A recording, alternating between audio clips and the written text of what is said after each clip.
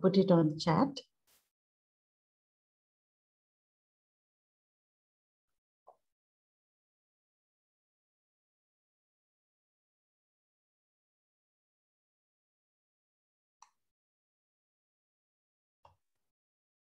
Okay.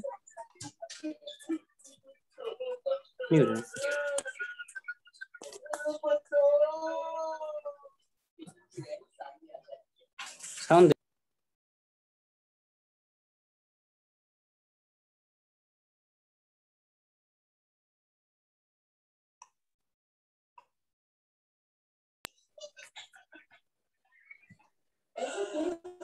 So, hello everyone, my name is Arindita and thank you for joining in today.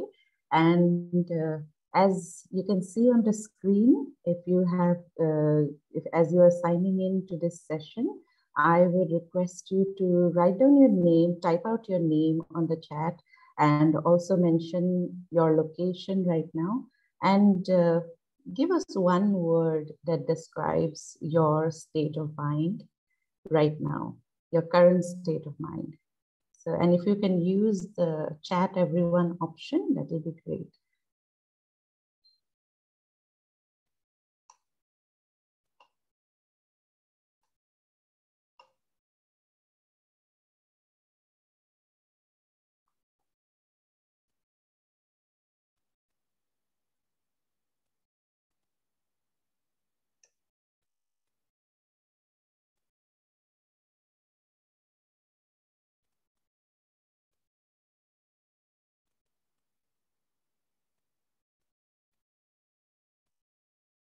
I also want to use this space today to acknowledge that past few weeks have been immensely stressful. It is still stressful for a lot of us, and we have been through a lot as a collective community.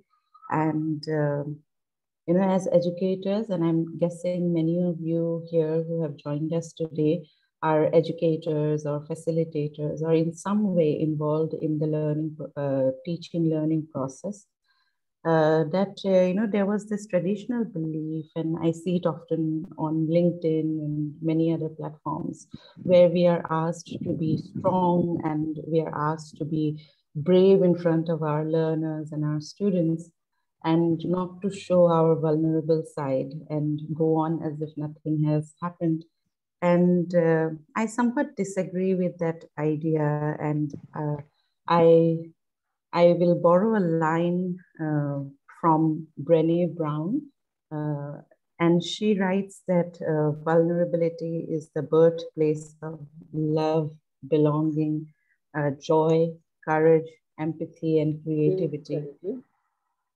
And I really believe in that. And in today's session, it is in the middle of a very, very challenging time for all of us.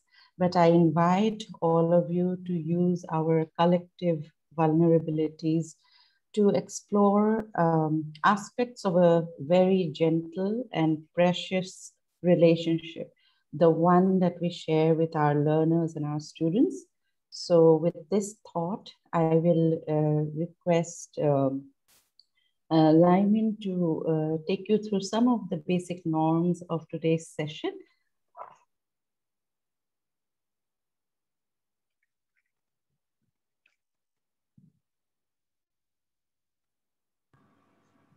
Lyman, are you there? Yeah, just a minute. I'm sharing the screen now.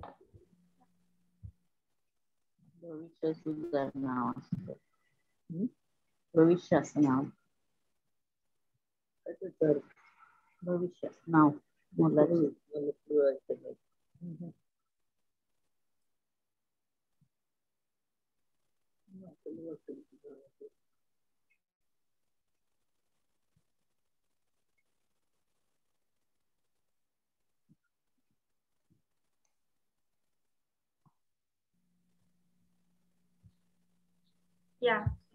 So good evening, everyone. Thank you for joining us on time. Good evening, Miss. Good evening. So yeah, welcome to today's session. So today it's about strategies to improve relationship, and so I will take you through few of the norms that we always talk about in the beginning of the session, so that if you are joining for the first time, so that we all are in the track.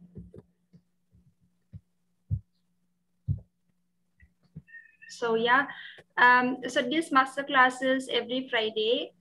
It is organized by Trainer Tribe, which is an online learning community. So in case if you would like to, to share about these master classes in your social media handle, please use hashtag Trainer Tribe. This being our official handle. And if you are not yet part of Trainer Tribe community, we are on Facebook. I will share you the link toward the end of this session. Please feel free to join us. So I'm requesting everyone to please mute yourself for the entire duration, unless you're speaking, so that we do not get distracted by any background noise, and so that we can have a very interesting and engaging conversation throughout, yeah? And also use the chat section to leave all your comments and questions anytime. Feel free to use it throughout. So if you're joining us for the first time, Quest Alliance is a non-profit organization. We foster 21st century skills among young people by transforming learning ecosystems across the school to work continuum. And Quest learner focused programs are designed to meet gaps in the school to work continuum by using educational technology, capacity building, partner collaborations, and advocacy to create real impact that changes lives. So far, we have impacted about 1,641 government schools for LEP+ students, 10% increase in school attendance in about 9 states, and also worked with 40+ training centers or partners, 400+ ITIs, 6 state government MOUs signed, reached about 130,000 young people in about 12 states. Yeah, so here is just a moment to thank all our donors and partners for their continuous support and for actually spreading the word and getting you folks around here. Coming to the most exciting part of the day. So we have Arindita Gogoi today with us. She is the experiential educator and trainer. And recently she had also started 3 Dots project to work extensively with parents, apart from working with children. So actually today we are having her for the second time. Last year we have had her. It was a panel discussion on how women can build career on facilitation and training, right? So it is a very interesting panel discussion. It was, it consists of 2 other panel members also. So in case if anyone had missed that discussion, please feel free to go to Quest Alliance YouTube channel. There is this playlist called Trainer Tribe, right? And you will get to see all the recorded session of these sessions. So please feel free to visit. It is a very, very interesting conversation where you get to know lots of personal journey of Arindita as well. So yeah, Arindita, over to you. Thank you so much, Lemon.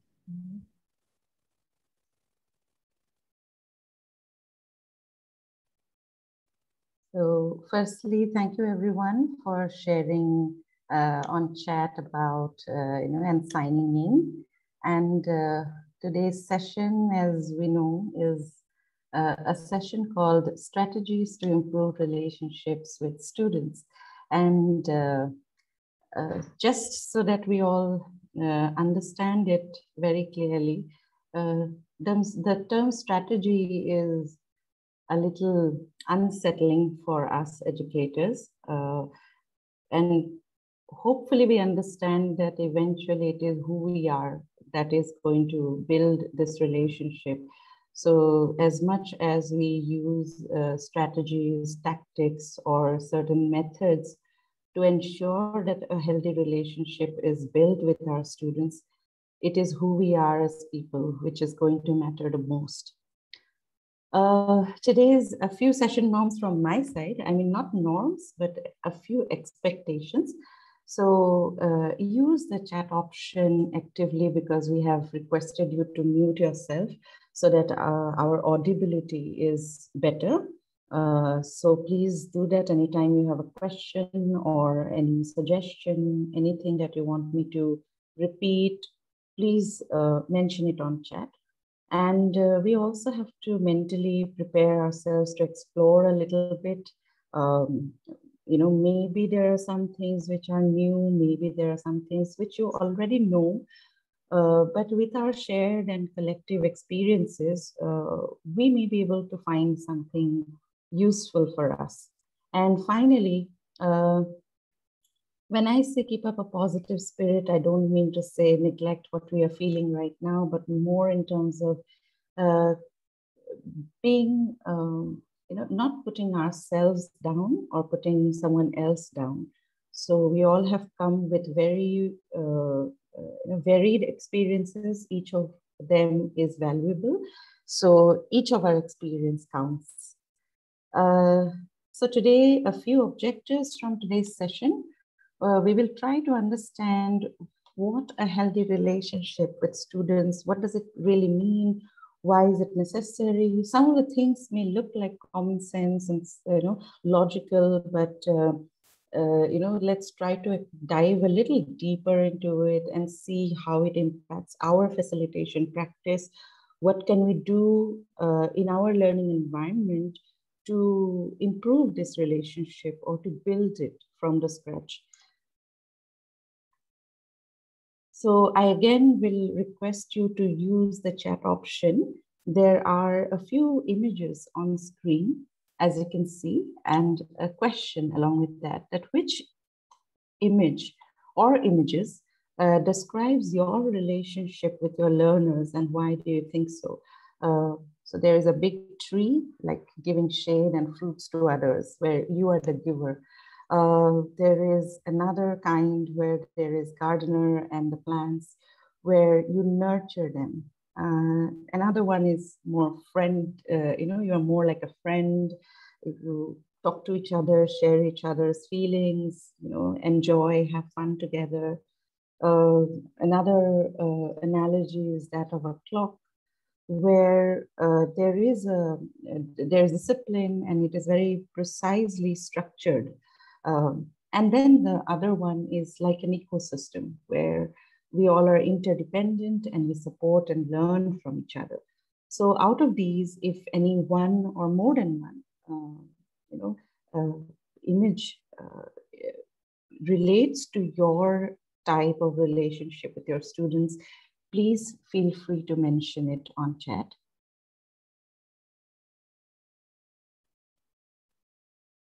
आपका अपने जो learners हैं, students हैं, उनके साथ आपका relationship कैसा है? वो इसमें से कौन सी तस्वीर अच्छी तरह से उसको describe कर पा रही है? एक से ज़्यादा तस्वीर भी हो सकती है.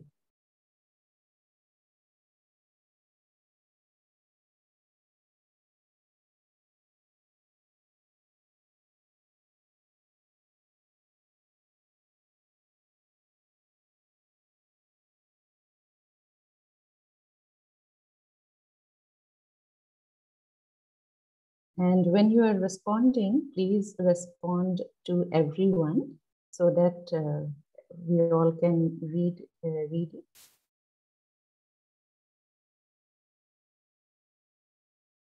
So Lakshmi, you are saying the third one. So I'm guessing like friends, एक दूसरे से अपनी भावनाएं व्यक्त करते हैं, मौज मस्ती करते हैं. That is the one.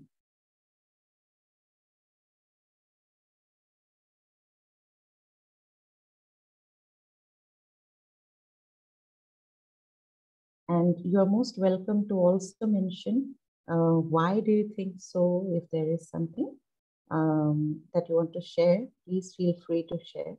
In case you are unsure or you are unable to come up with it right now, it is okay. It is like food for thought. So maybe you can reflect about it and think, oh, maybe you hadn't thought about it much before this. So please feel free to continue to think and share whenever you feel like.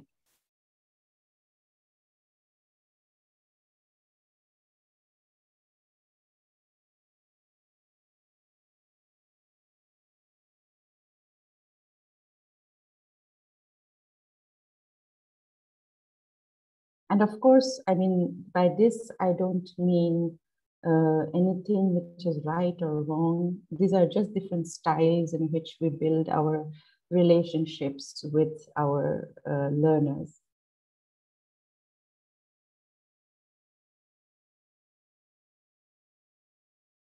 Thank you so much for sharing, and please keep sharing as we go through the slides after this. So I would like you to maybe close your eyes if that helps you think. Think of a healthy relationship that you share with someone. Any relationship that you consider to be a healthy one. And without naming the person or your relationship with them, please mention why you consider it to be a healthy relationship. So you can mention it in the chat.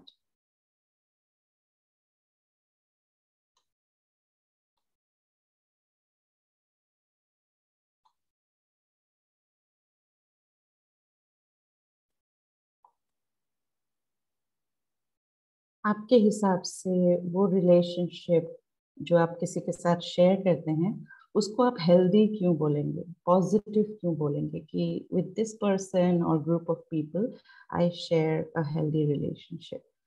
What are those elements that make it healthy? How do you feel in that relationship because of which you are saying that this one is a healthy relationship?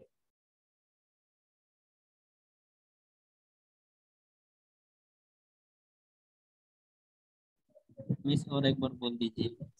आप ये सोचिए कि आपकी जिंदगी में आपके साथ आप बहुत सारे लोगों के साथ आपका रिलेशनशिप है. आपके दोस्त होंगे, आपके परिवार होंगे, आपके स्टूडेंट्स होंगे, कोई भी हो सकता है. तो उसमें से ऐसा कोई रिलेशनशिप के बारे में आप सोचिए जो आपके हिसाब से एक पॉजिटिव या हेल्दी रिलेशनशिप है, यू नो, और वो क्यों है. आप क्यों मानते हैं कि वो एक सही, हेल्दी, पॉजिटिव रिलेशनशिप है.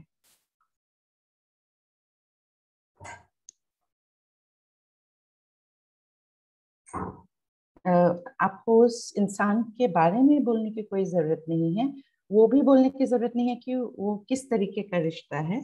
बस आप ये सोचिए कि उस रिश्ते में ऐसा क्या है, उस रिलेशनशिप में ऐसा क्या है जिसकी वजह से आप समझते हैं या आप मानते हैं कि वो रिलेशनशिप एक हेल्दी रिलेशनशिप है, पॉजिटिव रिलेशनशिप है.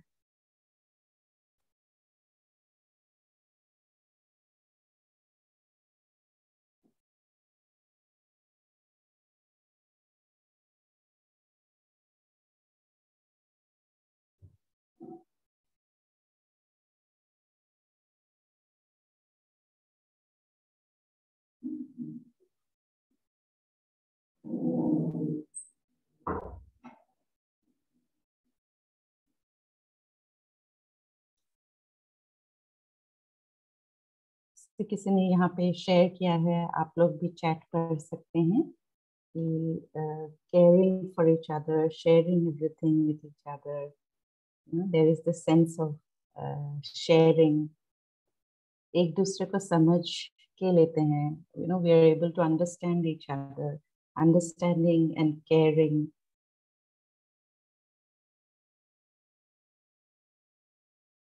There is trust.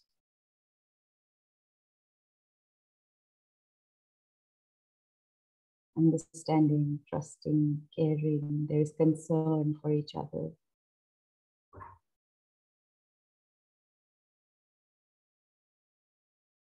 Great. You can keep sharing, and I'll move on to the next slide.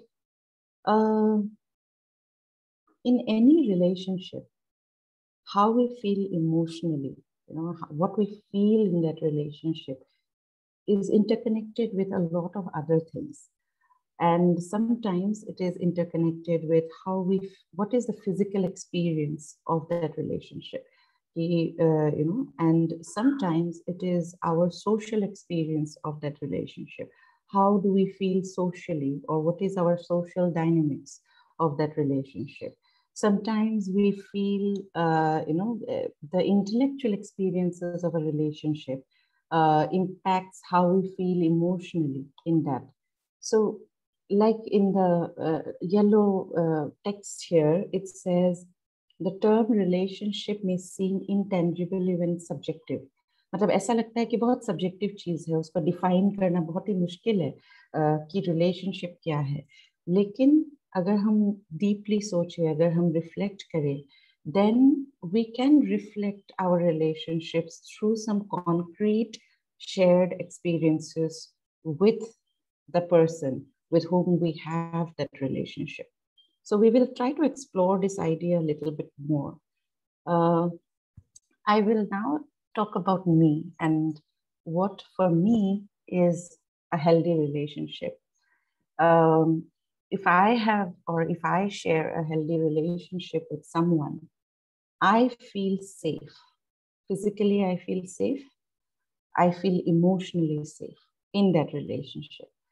I also feel encouraged and supported intellectually, not stimulated. I mean, I can be stimulated intellectually by people, but I may not feel encouraged or supported. So, but in this healthy relationship, I feel supported. Socially, I feel included and acknowledged. And like many of you shared, that there is this space in which I can communicate freely. And I, of course, feel loved, and yet I feel free. I feel that nothing is bogging me down. I'm not trapped in this relationship. So I feel that, it is a genuine bonding that I share with the other person or group of people. So I'm guessing that many of you have similar, if not exactly the same, you may have similar experiences in your relationships, which you feel is, are healthy relationships. So the point is, if this is something I need in a relationship, then my students or learners need to feel the same in a relationship with me. Am I making them feel safe? Am I encouraging them, supporting them? Am I including them and acknowledging their identity? Have I created that space for them and myself to communicate freely? Have I shown compassion and care? And have I still created a space where they feel free and they feel independent and they feel they don't feel trapped? And we will try to explore this idea a little more. So what I'm trying to establish is that our relationship between the educator and the learner is not in a way different from all the fundamental relationships. The healthy relationship, and all the fundamental things remain the same. But there is a fundamental difference also between, both these kind of our personal relationships with someone and our relationships between the educator and the learner. And that critical difference is a concept called boundary, जो हम बोलते हैं सीमा.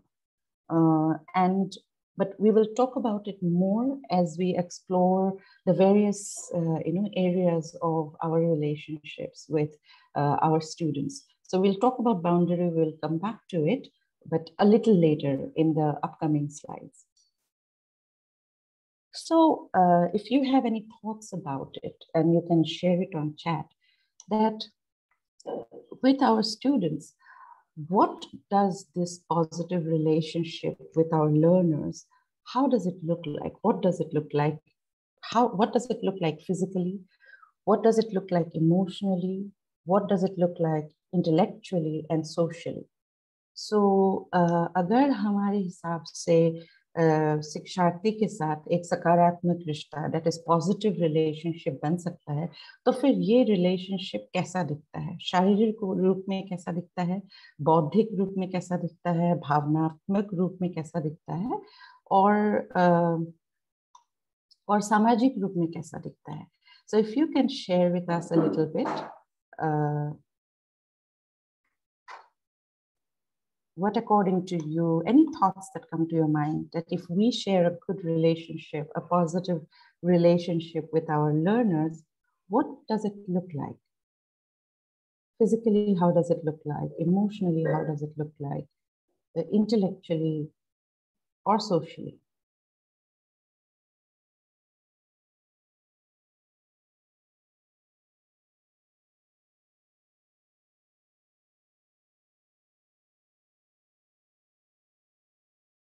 So we will try to explore this concept a little bit more. Okay, so let's look at the physical aspect. The physical experience of a positive relationship. So there are two areas that I'm looking at here. That physically, this space or this relationship needs to be safe and it needs to be inviting. You know, one should feel that they're welcome in this relationship, and they should feel physical, like the physical space should be welcoming, should be inviting. So when we say safe and inviting, what are the different, what are the, sorry? Okay. So, so I think somebody got unmuted. So if you can just mute yourselves and use the chat option to share, it will be great. Thank you. So let's explore this part a little bit more. So firstly, in the space where there is, in our learning space, where there are these facilitators, there are educators, and we have learners of different age groups, of different backgrounds and diversity. And our learning environments are also different. It may be a classroom, it may be outdoors, it may be online, like the way it is right now. But we as facilitators and educators have to keep in mind that we have to minimize the scope of physical injury, accidental injury. I'm not talking about intentional injury. I'm talking about accidental injury. So even basic things like whether the space is suitable and it is not something that can create some kind of injury, or if the space has first aid. So when we are in outdoors, for example, when we go for trekking and mountaineering and things like that, the risks of physical injury are higher, but the then expected, physical experience also is that you have sufficient first aid knowledge, you have sufficient first aid equipment to handle such injury. Another thing is, these days we are online constantly. So how can we ensure physical safety in an online world? I think the biggest thing comes from the challenge of online physical safety comes directly from the screen. And the way we are designing our classes, how long the students have to stare at the screen, how long are the classes throughout the day, how many hours have we engaged them. So all of these things do make up the physical aspect of this relationship. And we will also discuss why are we talking about it. The second part is non-violence and respecting boundary. When I say non-violence, we are talking about physical violence. In our previous, when we were children, it was a very common thing for teachers to really give us one tight slap or send us for quite humiliating punishments, which were physically stressful as well. They would make us run in the field. They would make us, what we call chicken, and make us stand outside the classroom. And the big question is that for the kind of, say, and it was done when we were not disciplined in some way. But when those kind of things were done, the big question to ask is, what is the result of that? Will the child not do it again because the child or the learner is just scared that they will have to go through that humiliation or physical torture again? Is that because of that? Or is it because the person really sees value in what, what the norm is or what the expectation is in that scenario? So different kinds of physical or sexual abuse that may take place within the school or the learning environment, not just school, universities, and our facilitations, outdoor camps, anywhere where there is learning involved. This is something that we need to be mindful about. And also another thing is our body language itself. What does our body language say? Is it instilling fear in the students? Are they scared to open their mouth and ask a question? Are they scared to even, ask for something basic or express their needs in front of you? So our physical, actions impact a lot, all of this. And the final thing is physical inclusion and accessibility. आपका जो learning environment है, आपका जो शैक्षिक परिवेश है, वो क्या हर तरीके के लर्नर्स के लिए सुलभ है? If there is someone who has a physical disability, is your space equipped, is your learning space equipped to include that person in the classroom? There may be learners with diverse needs. Is your learning space prepared in a manner that all of them can be included? So one big part of physical experience of a positive relationship with our learners is prepare our environment to be inclusive. And the last line here, kya aap bhi shamil hai? When I say including ourselves, I mean, I'll give an example. Suppose we do an activity or a project with children, and we decided we'll do gardening, okay? And we said, okay, this is a gardening project and the tasks are divided, everybody has taken up a task and all of that. And I, as an educator, I'm just watching. I'm just standing there and watching. That is also an interesting role to play, just be an observer. And that is also highly effective. However, we're talking about building relationship with the students. So from that perspective, it may be more beneficial if you also are included in that entire activity in some way. Maybe you are also doing some work.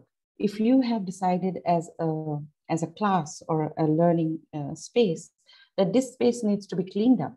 Now, if we just assign the job to the students and we are just sitting on a chair and just say, okay, let them clean it, the work will be done. They will learn something. There is still learning happening. But will the relationship between you and the students improve with that kind of isolation? That is questionable. But if you yourself also, okay, I have a role here, I will also do this. मैं भी ये करूँगी इसमें से, Friday का झाड़ू ma'am करेगी. So that is also like an incredible way to, to build that, to make yourself a part of the community and not on some kind of a top hierarchy of that community.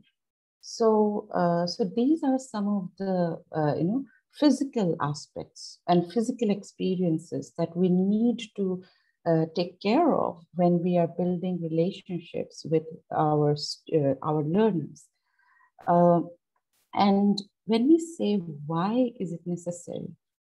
It is necessary because physical safety builds trust. If I'm a learner and I'm constantly scared that I will get one tight slap if I say a wrong answer, I will never trust you with my question. I will not have the confidence or the trust that you will not respond in a violent manner if I disagree with you or if I question you.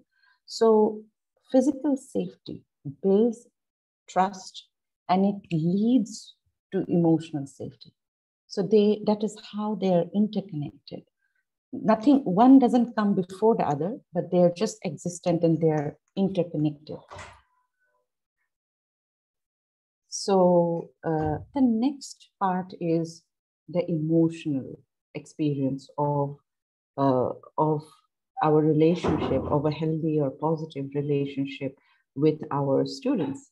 And I again go back to my two anchor words, and those are safe and inviting. The emotional space has to be safe and it has to be inviting for all our learners, and not just our learners, it has to be mutual. I must also, as an educator, feel safe in that environment. I also feel invited, but that is something I cannot force. I cannot tell my students, you have to invite me, you have to be welcoming towards me. It will only happen over time when the community is built. Our environment is such that it is mutually respectful anyways. So we will delve into it a little deeper. So the first aspect of the emotional, the emotional experience of this relationship is trust. A lot of you had mentioned trust, and it is absolutely true that one has to be able to trust each other. But how is trust built? Sometimes trust is, I can trust my best friend with my life, but I may not trust her with my laptop. So there could be two different kinds of trust. So what kind of trust are we looking at in this space between the learner and the educator or the facilitator? So for that kind of trust to build, one, of course, they have to have trust on your abilities to an extent. So there is a need for your knowing of your subject and understanding, but that is less emotional, but more intellectual. But the other kind of trust is that they need to know you. This does not mean they need to know intimate details about your personal life. That is not what I mean when I say know about each other. It is about them knowing that this is who you are as a person and that you are not a fake. You are not lying. You are not, misrepresenting yourself. And that, we know that the person who is standing in front of us is the person who they say they are or how they behave. So these, we will talk a little bit more about it in the coming slides. The next aspect is mutual respect. And that comes from acknowledgement and acceptance. We have to accept each other, our identities, our backgrounds. We have to accept, our perspectives, and another thing is inquiry, encouraging inquiry. कि अगर कोई बच्चा या कोई learner, बच्चा हो या adult हो, कोई लर्नर हमसे पूछ रहे हैं कि कोई सवाल कर रहे हैं, then we should look at it not as a challenge to our authority, but more as an inquiry that, oh, there is a question. It has created a question in the learner, and we encourage that. And another very important thing, and I talked this in retrospect from my childhood, that our teachers never used to say, I don't know. My teachers never said that. If I had a question, they would always come up with an answer. But now as an adult, I know they gave me the wrong answer. They gave me incorrect information just because they felt compelled to respond to a question that I asked. They couldn't be wrong. That was the pressure, the social pressure teachers had at one point in time. But in our learning space and in our positive relationships, we need to allow mistakes. We need to normalize not knowing. And knowledge is such a vast study that, one can never have every information on the planet. And to make this a norm that, oh, sorry, even I don't know about it, and let us explore together. When we say something like that, the children are also encouraged to admit that they don't know, they haven't understood, and they would like to know and to ask questions. And that is one of the fundamental ideas of a learning space, that there is curiosity, there is free flow of inquiry, and we inquire together. And finally, in the emotional space, it is compassion and support. We need to be empathetic. We need to understand what they're trying to say and from what space they're coming from. We know that our learners come from so many different backgrounds. And as educators by now, with all our learning, we know that family environments, social environments, all of that impact how they behave and how they learn. And if we are not aware and cognizant of that, then how will we offer support? So we need to allow emotional expression if it happens. But this brings us to the next stage, is that there was a statement given by a very famous experiential educator called Michael Gass. And he said, do not open a wound that you cannot stitch. I was in a seminar there, and that line stayed with me.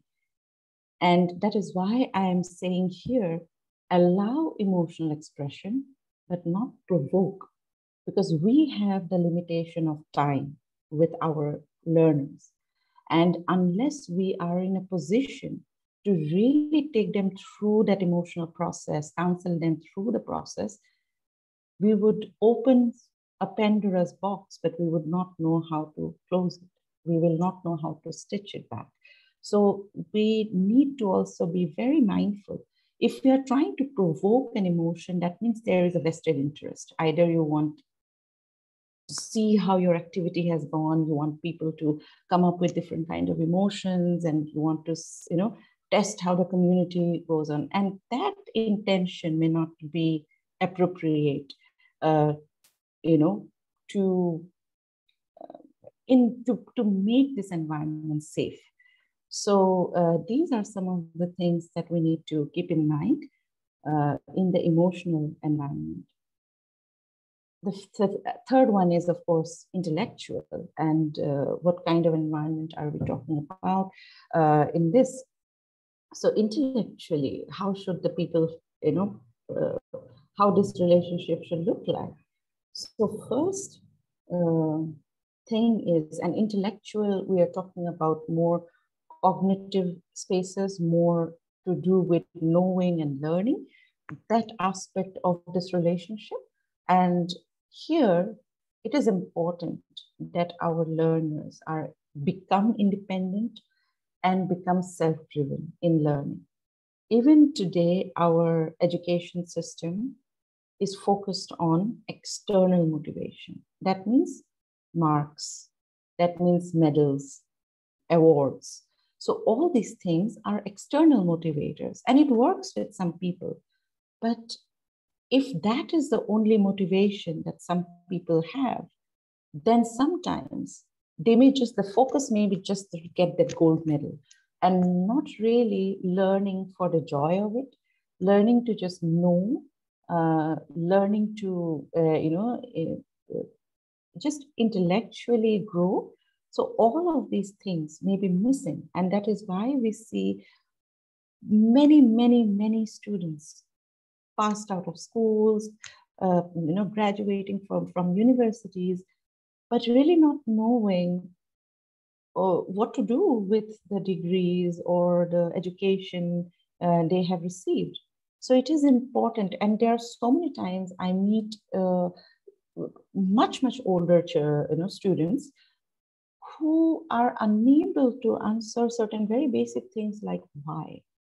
So they can say what, where, when, the data-based, memory-based information is there. And these are really high-scoring students I'm talking about. But if I say, but why? Why did it happen?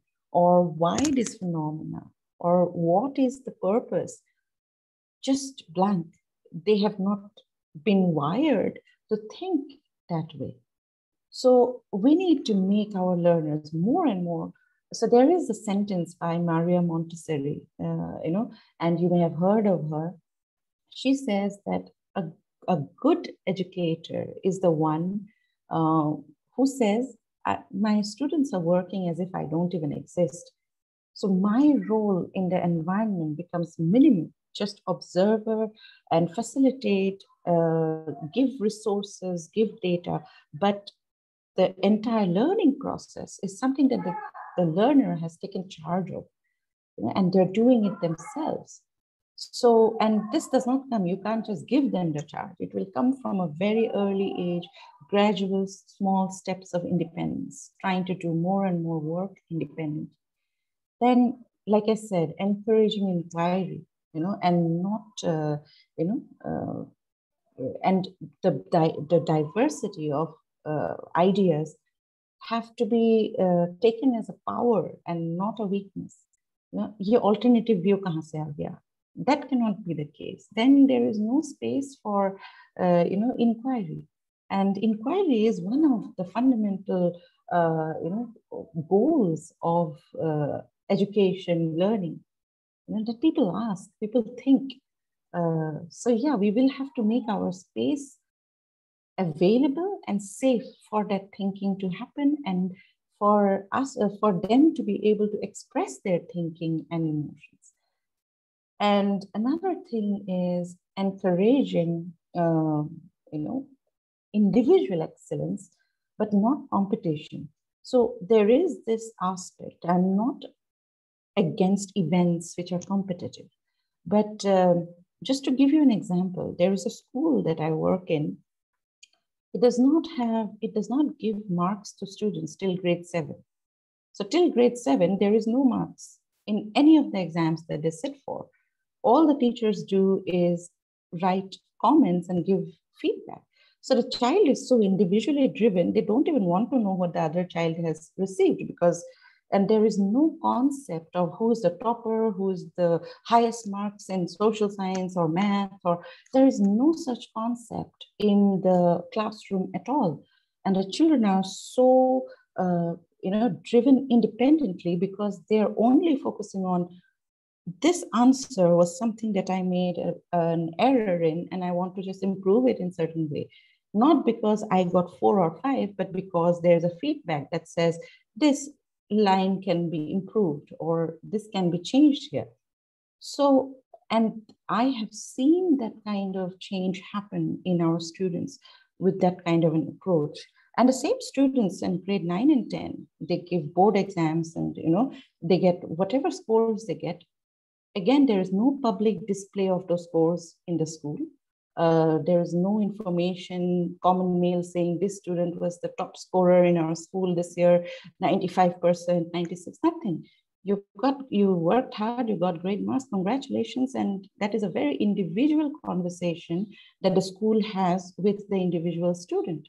And if the student is happy and wants to do better or wants to change something, the school's role is just to give feedback that, yeah, this is where, you can do, and this is what, is the future course of action you may want to take.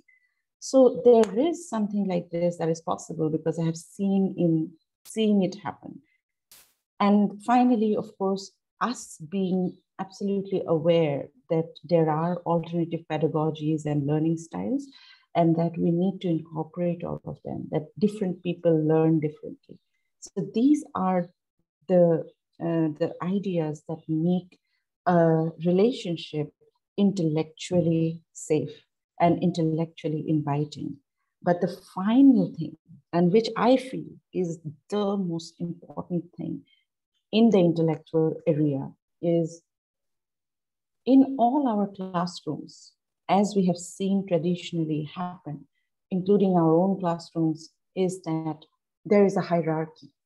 the teacher or the educator becomes the top of the hierarchy, and the students are in this whole system which trickles down. So the idea is that I am the one as educator knows the most, is the most experienced. So I'm going to just give what I want to give to the students. However, there is a divergent or different thinking where the educator, as you can see in this diagram, is neither at the center nor at the top, is somewhere at the boundary, somewhere on the side. And there is individual and collaborative learning happening.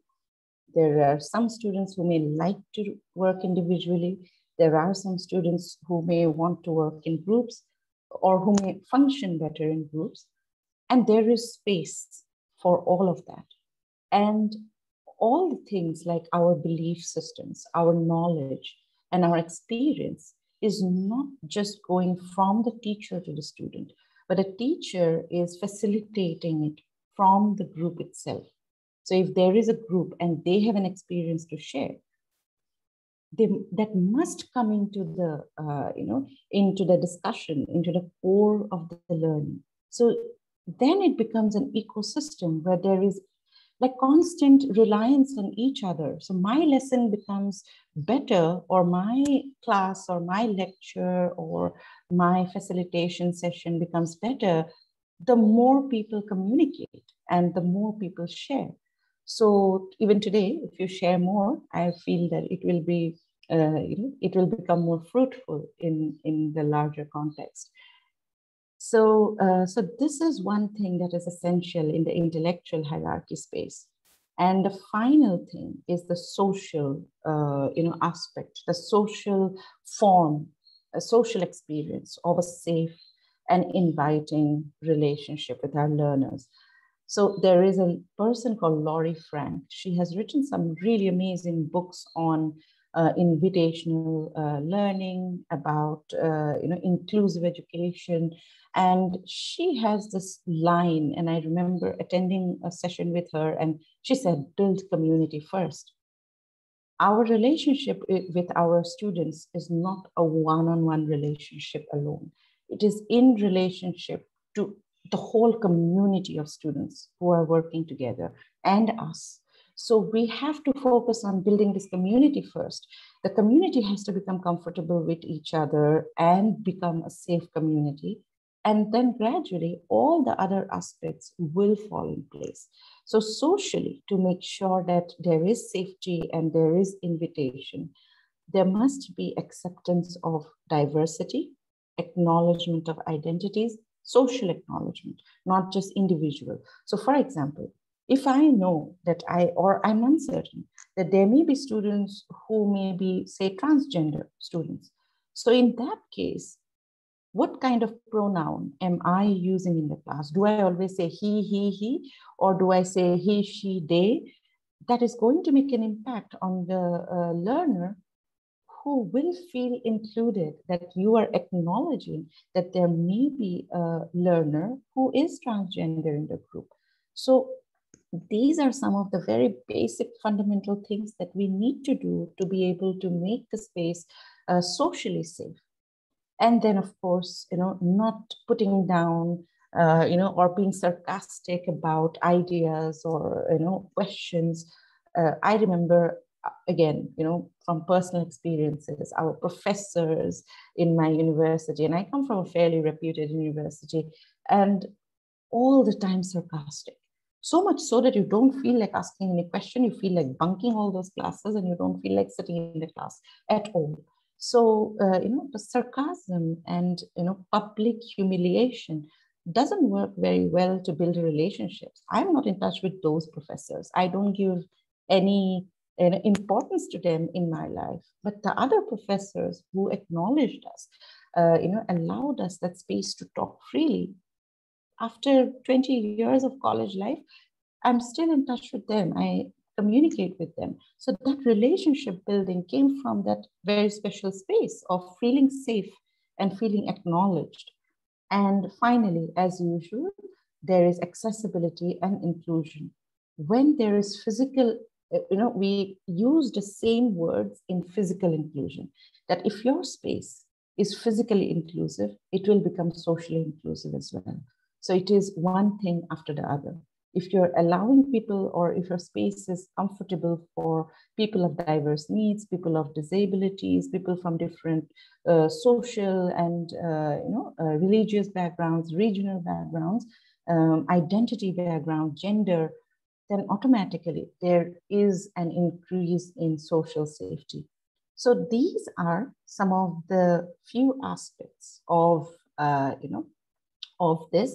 This is the last thing that we will talk about. We have only 5 minutes. We don't have time left. So I will actually not say, you can do it if you want to, or you can mentally do this activity. I'm going to tell 1 or 2 sentences, and there is a circle. So if you feel that you are inside the circle, so you can do it on your screen as well, that you can touch the center of the circle. And if you feel that statement that I'm going to make is outside your comfort zone, you would not like that to happen, then you can, put your finger outside the circle, since the circle is visible on the screen. So the first statement that I will give is, one of your students asks you about your love life. So do you think you are comfortable sharing such conversation with your student? If yes, then you can put your finger on the screen, or you can type Y. Or if you feel no, then you can type N. So that way also we all can see. So first question is, if your student asks about your love life, would you like to share with them? Considering, let us be free, we are like friends, we share things with each other. Yes, or is it a no for you? N. You can even mention 1 and 2. 1 for yes and 2 for N.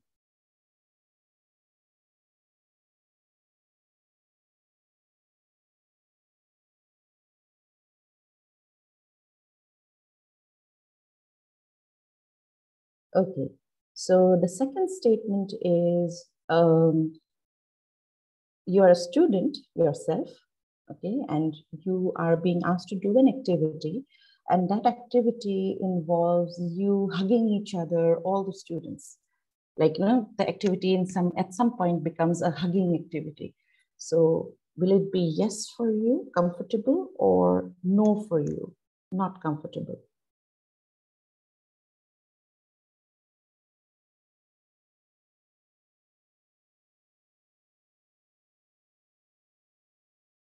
And there is no right or wrong answer. It is just our personal boundaries. So, it can be anything.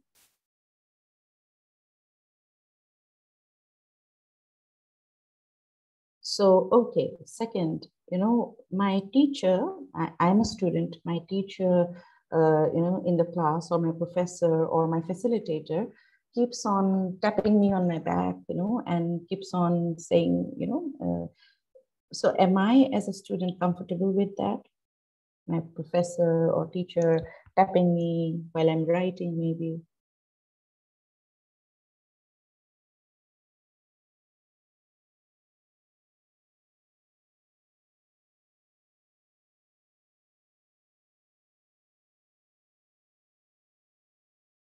Okay, great. Thank you. Since we're running out of time, I will not speak of more cases, but this whole thing was to illustrate that boundaries are very different for different people. So it is a subjective concept, and it is difficult to understand whose boundary is what. So I may be comfortable, say, hugging my friend, but I may not be comfortable hugging my colleague.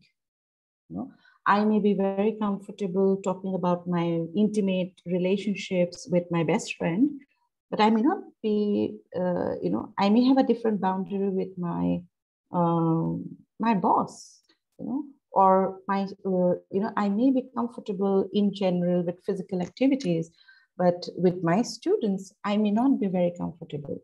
So, so sometimes I may be comfortable doing physical activities with my students if they're in grade 1 to 3. But if my students are college students, I'm not comfortable with that. So our boundaries are set by us, and we are the ones who are navigating it. So we have to understand that the way we have boundaries, our students also have boundaries. And because traditionally they're not in a position to say no, many a time they just, accept it the way it is. And later on, they may talk amongst each other. We don't like how he pats on our back or she does this, but they may not openly say, you know what, sir, ma'am, or Didi, whoever it is, I'm not comfortable with this. Will you please not do this activity, which makes me say hold hands with other people. So when we are creating activities, doing activities, we need to be mindful about such things. So when we don't know what is the boundary, how do we find out? So biggest thing is asking for consent. Anywhere you feel that this is a case of, say, a physical, emotional, or mental boundary issue, you need to ask, are you okay if I ask you about your parents? Somebody may not want, no, I don't want to share with you about my parents.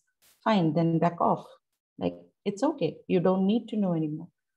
Or are you okay doing an activity that makes you hold hands or put your arms around each other? If you find an answer called no, then you have to either change the activity or give an alternative activity for the people who are not comfortable with that, because it is a matter of boundary. So asking is the first step of establishing boundary with our students. It is not just for ourselves, it is for the students as well. So there are times when students have asked me, Didi, are you dating someone? I don't want to share that with my student. I don't want to talk about my personal life with my student.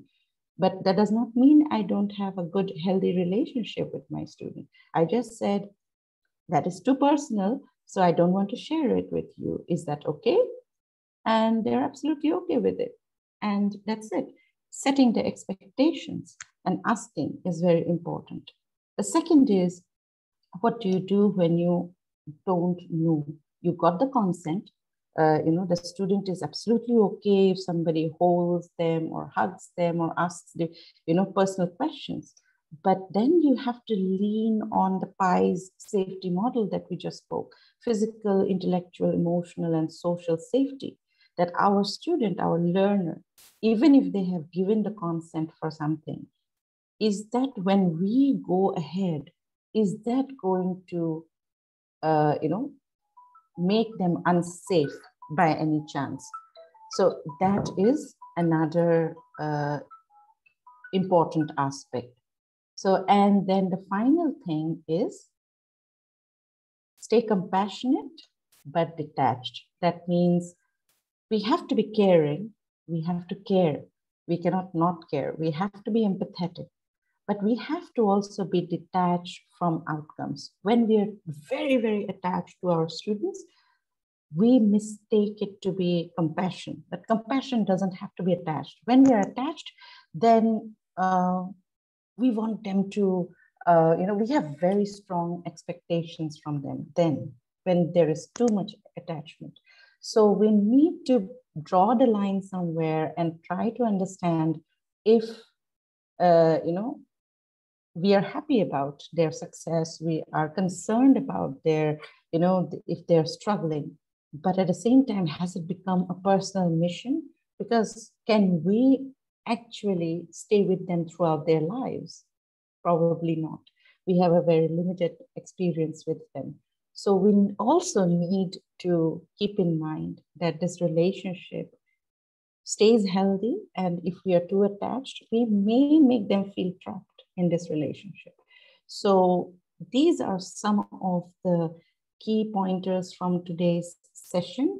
I wish we could talk more, but the nature of the session and the Zoom platform is such that we have very little opportunity to interact and talk more.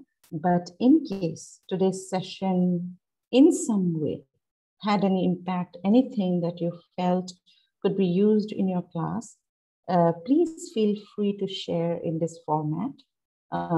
You can write about something that you would like to continue in your facilitation practice, something that you would like to start doing in your teaching or facilitation practice, and something that probably you would like to stop doing in your facilitation practice. So I invite now everyone to kindly mention that on chat, and any other comment or question, we can close this session now after this. So please feel free to share.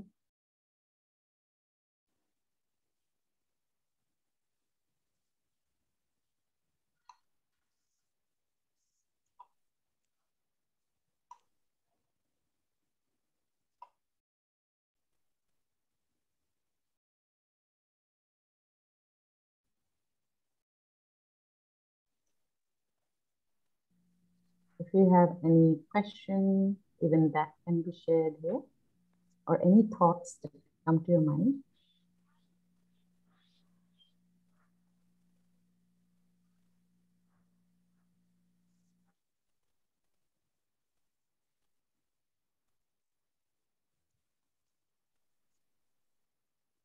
Hello, line ini.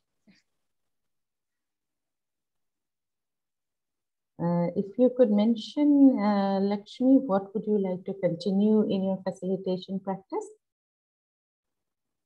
Others also, आप लोग भी बोल सकते हैं कि आज के session में से अगर कुछ भी समझ में आया हो या लगता है कि आप अपने टीचिंग में, एजुकेशन में, आपके लर्नर्स के साथ कुछ आप अप्लाई कर सकते हैं, तो वो क्या होगा?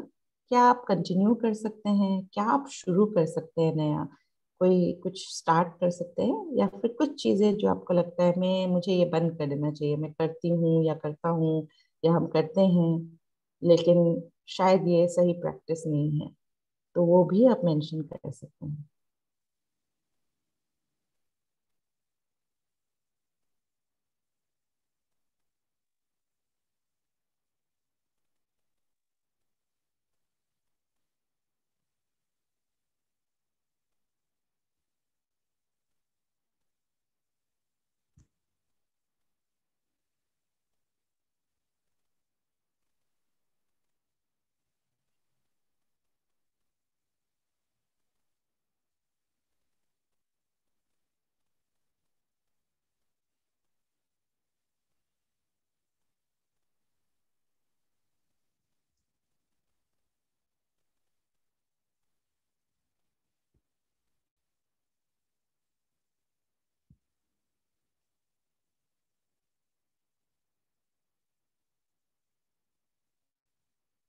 We will wait for a few more responses to come in, and after that, Lyman, maybe you can take it ahead.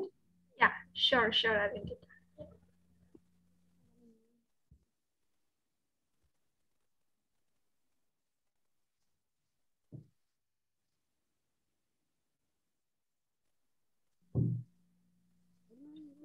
If there is anyone who would like to unmute yourself and share, you are welcome to do so as well. Please feel free. Otherwise, you can use the chat box.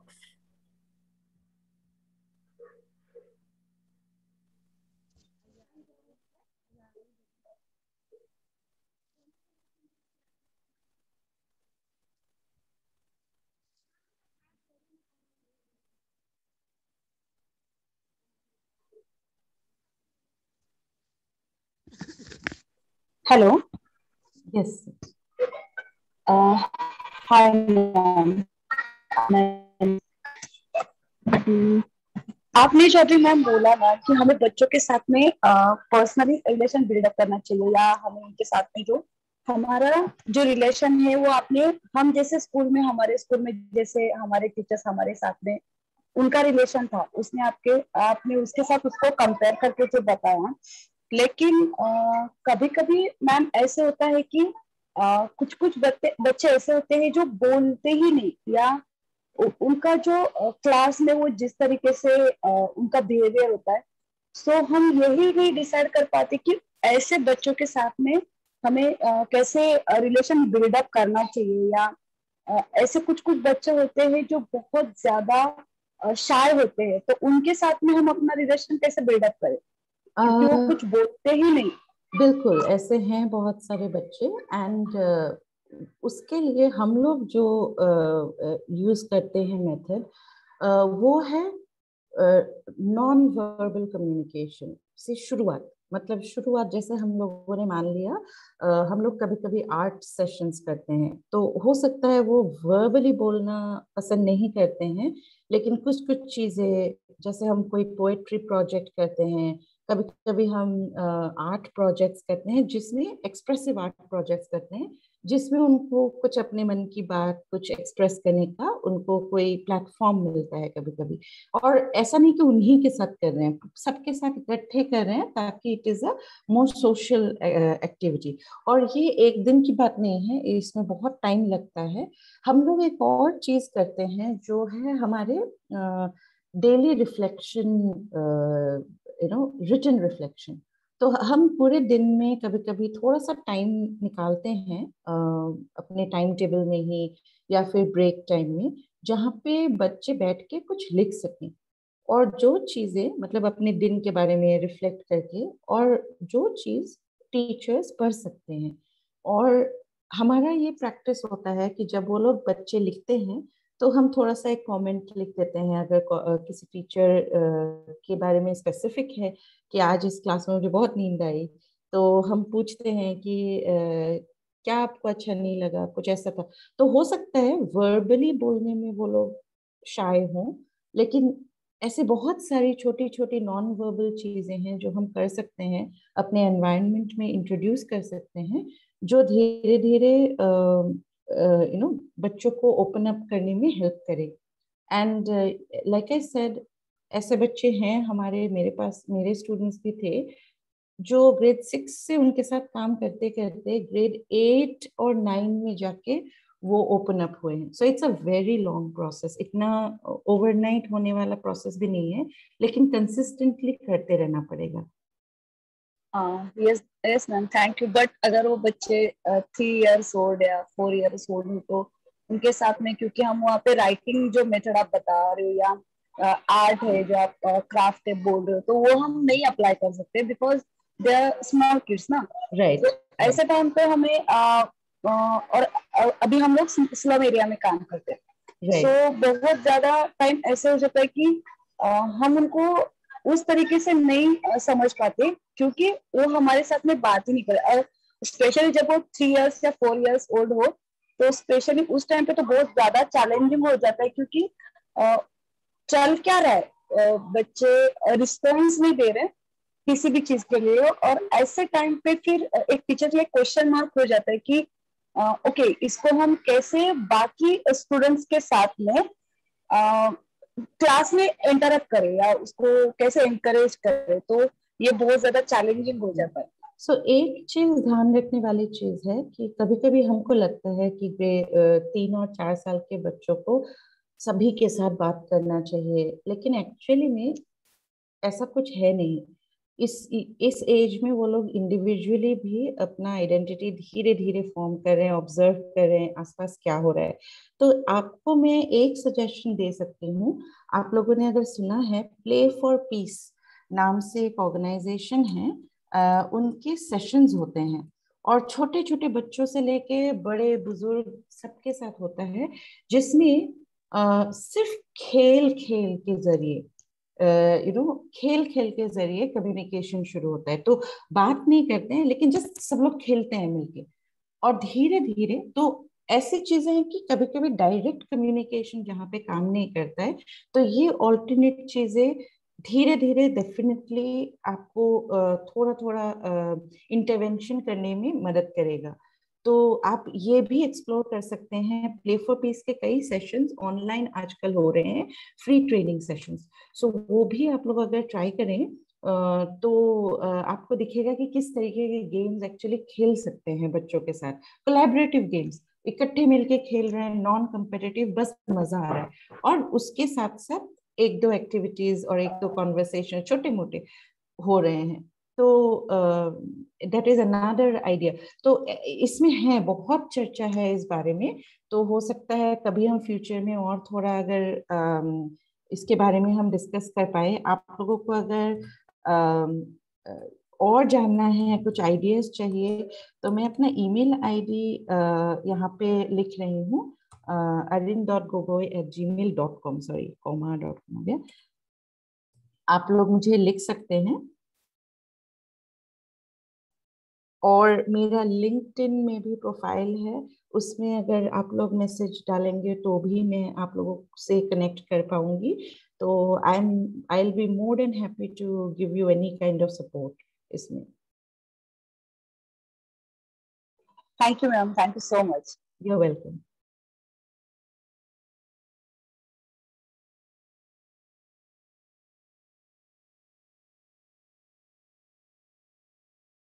I think, Lyman, we are a little extra on time today.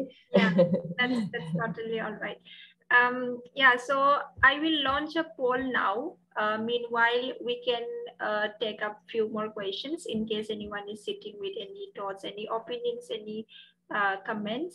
Please feel free to unmute yourself or use the chat box. Meanwhile, I'm launching this poll. This will help us plan our session. Yeah, so here is the poll. Please take a minute and give us your valuable response. Meanwhile, we can still take a few questions if there is any. So inviting everyone to please unmute yourself or use the chat box to ask any questions, any thoughts. Otherwise, Arindita has also shared her email ID. You can reach out to her if you would need any support, any help regarding this. And नैना, आपको एक और चीज बोलना है। I just to share an experience. We had a student, Yes, 4 साल का भी नहीं, 3.5 साल का। तो मतलब बिगिनिंग में वो मॉन्टेसरी एनवायरनमेंट में था। तो बिल्कुल मतलब ना प्ले थिंग्स और वो सब ही करना होता है, कोई पढ़ाई नहीं होती है उनकी, डायरेक्ट इंस्ट्रक्शन कुछ भी नहीं होता है वैसे एनवायरनमेंट में। तो उसने 1 साल बिल्कुल एक भी मॉन्टेसरी मटेरियल छुआ ही नहीं। वो 1 साल बस स्कूल आता था, वो बैठा देखता रहता था, किसी से बात नहीं करता था।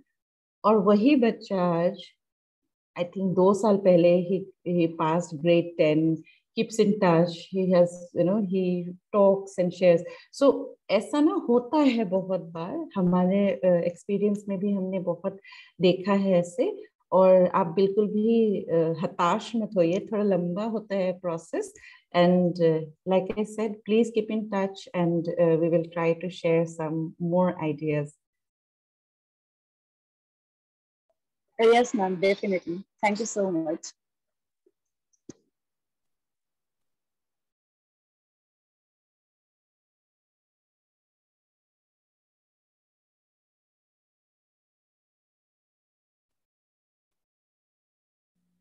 Yeah, Okay, we're waiting for a few more minutes to complete the poll. We can still take a few more questions. So in case anyone has anything you would like to share, please feel free to do so.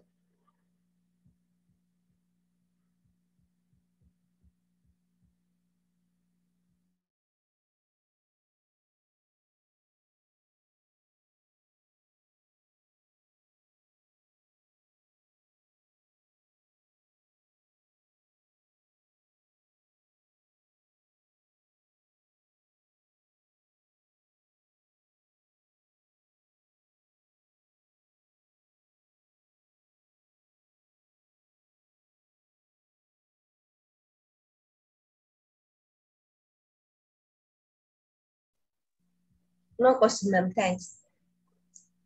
Thank you.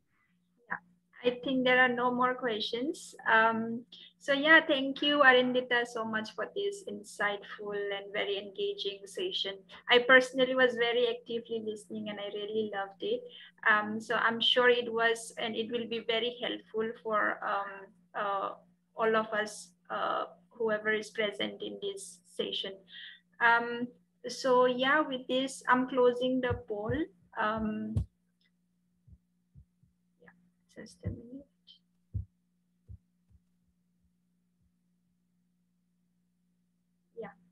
So yeah, thank you, Arindita, thank you very much.